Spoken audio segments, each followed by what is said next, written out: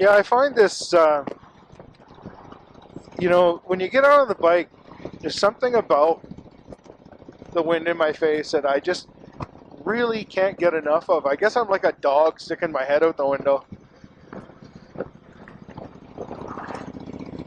I gotta learn something from my dog, I guess. Lessons learned from my dog.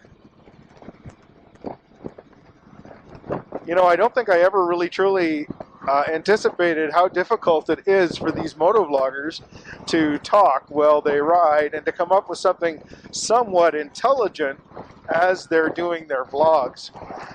It's a lot harder than it seems when you watch it on the computer to try and come up with topics and talk as you're riding. Now I just have to find the right street here.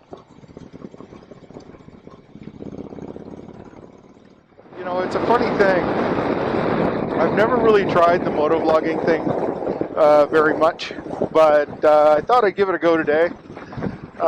If I can make this work, I might do it once in a while. It's not really my style of video. I like to be a little more creative with my videos, and motovlogging has not really been one of my things, but hey, one more trick into the arsenal.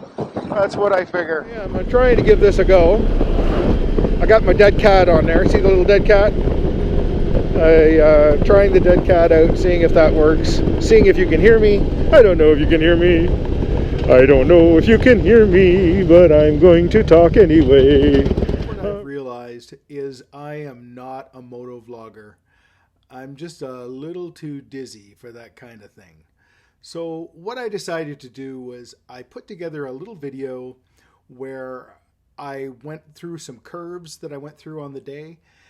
Just take some time and enjoy the music and watch the video. Anyway, thanks. I'll catch you on the next one.